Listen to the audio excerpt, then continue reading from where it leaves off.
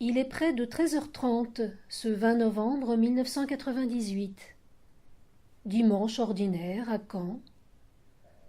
Quelques passants reviennent du marché qui a lieu chaque dimanche matin sur le port, chargé de fruits et de légumes. D'autres flânent et s'attardent devant les devantures des boutiques. Dans mon appartement rangé, je boucle mon sac. Je pars en Afrique. Cette phrase résonne en moi comme une formule magique. J'y vais pour rencontrer Jeannette, ma petite filleule malienne, qui vit aux environs de Nyono, à 300 kilomètres au nord-ouest de Bamako.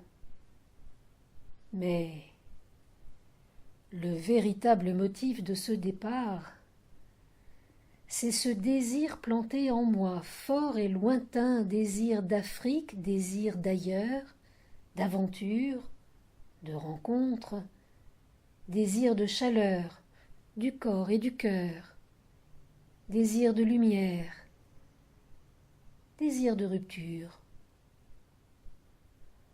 Déjà de mon adolescence, j'en rêvais, avec Marilène, mon amie d'enfance. Un poème d'Anna de Noailles avait à jamais inscrit en moi la magie de la terre africaine. Ces mots brûlants avaient nourri mon imagination durant des années. Cette terre, rêvée depuis si longtemps, je l'aborderai seule, selon mon souhait. Je pars, le bagage léger, libre, décidé à vivre l'intensité du moment. Je largue pour un temps tout ce que je connais, les gens que j'aime, l'Europe avec le froid, mon confort douillet, mes sécurités, mes habitudes, toutes ces choses familières et douces. L'Afrique se profile à l'horizon. Je l'attends, je me prépare. Comment va-t-elle se dévoiler à moi? Comment va-t-elle m'accueillir? Le départ est un instant magique, un instant où la vie prend tout à coup une autre dimension. Tout peut arriver, rien n'est certain, tout est à découvrir, neuf. Même si dans ce voyage africain le temps m'est compté, je ne dispose que de quelques semaines. L'avion laisse peu de temps aux voyageurs modernes pour quitter et aborder une terre nouvelle. Le contraste peut être violent, saisissant. Souvent, je pense à ces voyageurs d'autrefois, pour qui le départ était presque toujours définitif, sans retour prévu. Ils abordaient les terres les unes après les autres, sans effraction, comme c'est parfois le cas avec l'avion. J'envie ces gens parfois, leur courage, leur audace, la grandeur de leur désespoir peut-être. Je n'ai pas encore osé tourner ainsi la page. J'ai expérimenté, il y a une quinzaine d'années, lors d'un voyage au long cours, un peu de cette griserie, de ce vertige provoqué par tant de liberté à venir, par ce précieux capital temps dont je disposais, par l'incertitude et le tout possible. C'est là, je crois, le véritable voyage. Rien à voir avec la parenthèse de quelques semaines, et encore moins avec la balade touristique organisée sans surprise et sans joie. Pour l'Afrique, je m'accommoderai donc d'une parenthèse.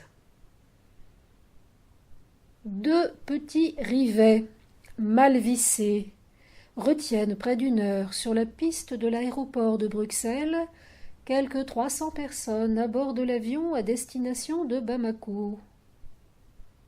Enfin, l'avion décolle. À cet instant, des sentiments contradictoires, faits de désir et d'appréhension, se bousculent en moi. Quelle étrange sensation que celle d'accomplir un vieux rêve. La réalité va-t-elle être à la mesure de l'imaginaire? La joie. Et déjà la nostalgie de cette attente, de la préparation au voyage, moment excitant car si plein de rêves. Vous partez seul? Me fait-on remarquer. Oui. Vous connaissez déjà l'Afrique? Sous-entendu, évidemment. Non, c'est la première fois.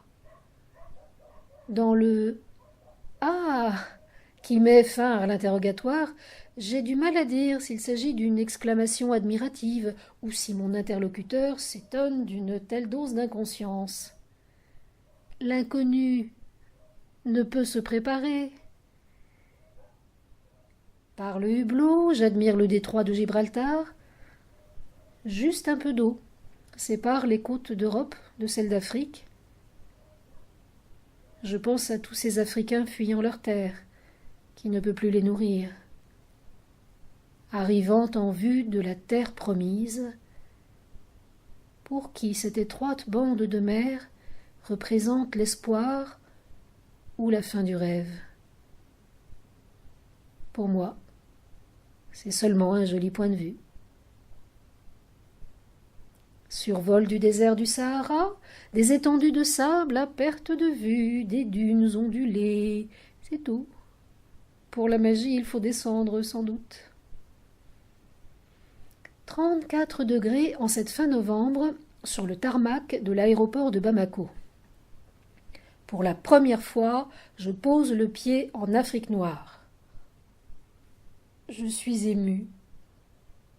Tout à coup, le rêve prend forme. Impressionné par cette foule de visages noirs qui scrutent les passagers, l'aérogare ressemble à un hangar. Je me sens agréablement perdue, légèrement paumée. Les formalités prennent un peu de temps, des porteurs s'emparent autoritairement des sacs des voyageurs hésitants. Plus rapide qu'eux, je récupère mon sac et quitte le hall de l'aéroport. Remarquez que je n'ai rien contre les porteurs ou autres agents de renseignement qui se jettent sur le voyageur. Seulement, j'aime prendre mon temps. Regardez où j'arrive. Mais déjà, un taxi est là, le sac embarqué, et est à votre disposition pour nous mener où il veut. 100 fois imaginé, rêvé, mon premier contact avec la terre africaine se révèle comme prévu, surprenant. Ce moment tant attendu se passe dans une grande banalité, tout au moins vu de l'extérieur. Attendre, présenter ses papiers, récupérer les bagages, ce n'est pas grandiose. Mais, sous cette banalité apparente, il est pourtant d'une intensité extrême. Car à cet instant se cristallisent tous les rêves, les désirs, les peurs que ce voyage suscite. Ça y est, j'y suis. L'instant d'après commence une autre aventure.